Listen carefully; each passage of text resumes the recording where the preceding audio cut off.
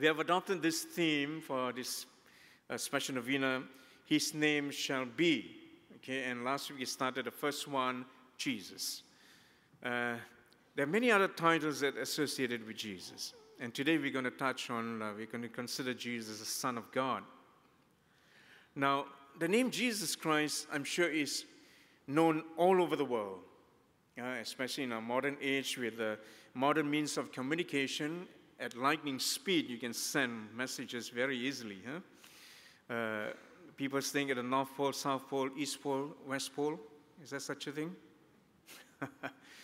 They can get very easily this news, any news for that matter. So they can get to know Jesus, if not in person, in spirit, at least by name. Okay? I suppose those been to the moon, have any of you been to the moon? No? But we all have tasted moon cakes, huh? All right. Okay. Even up there, it can be communicated very easily. Just to emphasize how quickly we can get information. I'm sure today's world people can get to know Jesus easily, at least by name and some materials of it. Among believers and unbelievers, non-Christians, we can get to know him in name. But there's more to it then. We need to know him more than just his name. And there are many, many aspects in the scriptures of Old Testament, New Testament. There are references to Jesus, Son of God is one, okay? And today we want to consider a son of David, a son of David. And we just start up with what happened last Sunday, the gospel from Mark's gospel, chapter 10, where there was a story about the blind man Bartimaeus, if you remember. Bartimaeus, son of Timaeus. He was blind, and then he heard that Jesus was around because he heard of a commotion. He could not see, but he heard the excitement of the crowds and the commotion, and he asked, as the narrative tells us, what's happening? Okay? And the people just told him, it's Jesus of Nazareth. And at once, he remembered. He must have heard it. Yeah, he must have heard about Jesus, the great miracle worker, the great rabbi, great teacher. Okay, he's well known already. He's getting more popular. And at once, then he shouted at the top of his voice, Jesus, son of David, have pity on me. Let me try if I shout through this mic whether you can hear or not. Much louder. You can already. But you just imagine how he must shout it so loud that it irritated people. If I keep shouting at you, you'll be irritated, isn't it? So he irritated people, and they just told him, keep quiet. Okay? But we can stretch our imagination a little bit. It can even be rougher in the English equivalent. Shut up, please. That's what happened. Okay? But he didn't give up. He was persistent, and that says something. He shouted even louder, Jesus, son of David, have pity on me. And that drew attention, caught Jesus' attention, and he told some of his people, the disciples, okay, just call him. Call him, come over. And they told him, have courage, rejoice, he's calling you. And that's where we want to get at the encounter there, to look at the encounter. Where then he was brought to Jesus, and Jesus simply asked him, what do you want me to do for you? Quite simple question, huh? And his answer was beautiful, taking account that he was a blind beggar. He answered, first with that acknowledgement, Jesus, son of David, and he said, Lord, I want to see again. I want to see again. And the church come to understand that it is more than just the restoration of the physical sight to see. It's more than that. It's seeing who Jesus is. And so the title Son of God already tells a lot. It means Bartimaeus recognized Jesus as the Messiah. Because Son of God is a title that the people of Jesus' time and the ancient times, the Old Testament, a reference to the promised Messiah. Okay? And this Messiah will come from the house of David. From the house of David. Joseph, the husband of our Blessed Mother, is from the house of David. We are not too sure whether Mary is from the house of David, but definitely she has got some connection with the priestly Levi tribe. But definitely when they come into marriage, she's already associated with the house of David. And Jesus, the Son, is from the house of David. Okay. And this is important to consider because we got to go into history. Bartimaeus, in articulating the title of Jesus, is making a historical statement that is being fulfilled, that Jesus is a fulfillment of God's promise of old, and that God works in and through history, human history. As in our case, we call it sacred, salvific history. God doesn't work in a vacuum, doesn't operate through a void.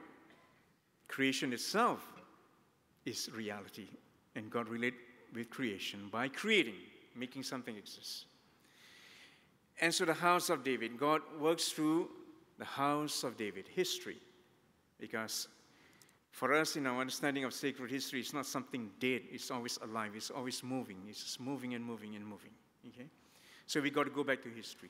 So Bartimaeus recognized the historical statement of who Jesus, the Messiah, is, Son of David. At the same time, it shows that Jesus is truly human. God is spirit, but has come into our history, not just by revelation through visions or something like that, through the agency of prophets, but this time in Jesus, God come into personhood, in flesh and blood. So God has invested himself in our history as a person named Jesus, with the cooperation and assent of Mary, our Blessed Mother, and the cooperation of Joseph to help and assist that this reality be taken place. So God works through history, and that Jesus is truly the fulfillment because he's from the house of David. These are the two important things to consider when we talk about Jesus with this title, Son of David. Now, if you take this and we apply to ourselves here, we must also now and then take time to look at our own personal history, family history, community history as church and the global church history, even our society history, our national history as a nation. But for now, just look at your own personal history. It's very important to take note of that because that's where then you can learn to recognize how God works in your life. Especially when we encounter problems and difficulties and pain and sorrows of life, we tend to forget that God has come into our personal history. How old are you? 15, 16 years old? You also have history. How old are you? 101? You have your history. You need to look at it. I also have my history. I go way back about how many years do you think I am? Forget it. I also have to look into my history and see where and how God works in my life. All the ups and downs, all the moments of failures, all moments of successes, moments of darkness, moments of light. I must go into that now and then to look and see the hands of God work. Then, with faith, I can then be alive in the God who's alive and working through me in my history up to this point of my life. And that I can learn from history to become better and better and better. Okay? As someone says, if you forget your history, you're doomed to repeat your mistake. So it's good to look at it. And so Bartimaeus, in making that statement, is associated with the ancient prophecy that the Messiah would come from the house of David, Son of David. And then, as I said in that dialogue, it was amazing to see how Jesus recognized this in Bartimaeus, and his reply to Bartimaeus in having healed him is that, your faith, go, your faith has saved you. Your faith has saved you. In making that statement, addressing Jesus, Son of David, you're making a statement of faith, and you're allowed, through the means of faith, for God to work and heal. I think this one you must not forget also. Mary, our Blessed Mother, knows this history of hers. And so did Joseph. And took part in it with confidence. And she did that when the crisis came, when the hard time came, the passion and the cross of Jesus. So don't forget to look at your history. When you pray, when you relate with God, with our Blessed Mother, as you ask petition, as you give thanks, as you ask petition, and your sorrow and pain, your worry, don't forget to look at history, how God has worked. Okay? The readings, the letters we have read will go into history next week already. Huh? But it is there for us to look back again, how God works in people's life, and we can look at it and say, I can identify with that.